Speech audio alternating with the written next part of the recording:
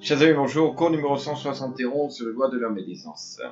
Alors regardez, imaginez qu'une personne qui était présente lorsqu'une remarque a été faite ou qu'un acte a été commis, et que quelqu'un d'autre qui a vu ou entendu évidemment les mêmes choses, lui explique ensuite que en fait, elles ont été faites dans l'intention de lui porter préjudice.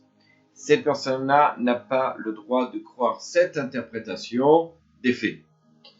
Il est non seulement défendu de croire l'arechilou, donc le colportage, mais également interdit de croire une interprétation qui transforme un incident banal en effectivement un acte qui peut être malveillant, en tout cas perçu comme ça. Les mauvaises langues, ceux qui parlent mal, devraient être remplis de honte pour mépriser ainsi ouvertement les lois de la Torah. D'ailleurs, comme toute personne qui va transgresser une loi de la Torah devrait avoir honte de se trouver dans la Torah, alors qu'elles affirment par ailleurs que tout ce qui est écrit dans la Torah est vérité et vient d'Akadosh Baruch Hu.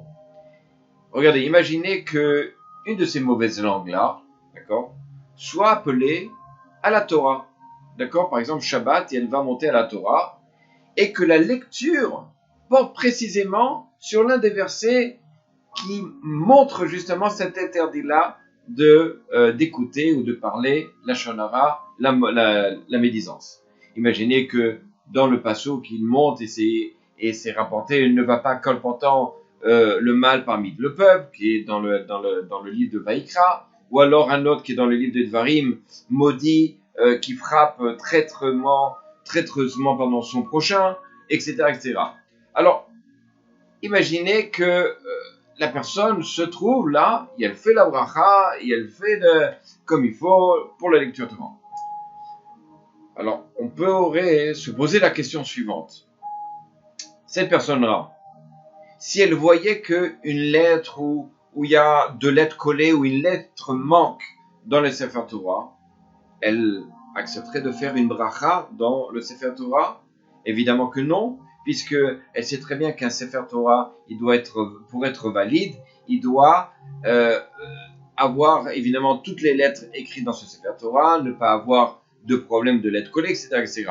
Donc, pourquoi, dans un cas où il y a un problème d'imperfection au niveau des lettres, ça, il va pas faire la bracha et il dira non, moi je peux pas monter ce Sefer Torah, il est pas bon. Par contre, lui, il a le droit de monter, sachant que, effectivement, au moment où il y a la lecture qui porte sur la médisance, et que lui-même il fait la médisance, il va pas se dire, tiens, la Torah elle interdit, pourtant moi je fais, et donc je suis pas apte à faire la bracha. Non. Comme nous l'avons vu, chacun devrait choisir une mitzvah à laquelle se consacrer de toutes ses forces, ce qu'on appelle Mesiron Nefesh. On gagnera particulièrement à choisir, évidemment, la Shmirat HaLashon, garder sa langue. Il en est ici comme pour le choix d'un gagne-pain. Regardez bien. Un homme moyen préfère, dans un certain sens, un emploi sûr qui lui rapporte effectivement un salaire peut-être modeste, mais régulier, un salarié, à quelqu'un qui va spéculer est susceptible effectivement de lui rapporter pas mal, mais parfois de lui rapporter rien du tout, ou de passer des mois et des mois sans rien avoir. En gardant sa langue, on peut continuellement accroître, et ça il faut le savoir, accroître les mérites qu'on possède. Nuit et jour, partout chez soi, dans la maison d'études, dans la rue, ou lors lors d'un cours ou d'une rencontre, ou peu importe, on a continuellement l'occasion de maîtriser l'envie de parler et d'écouter des propos interdits.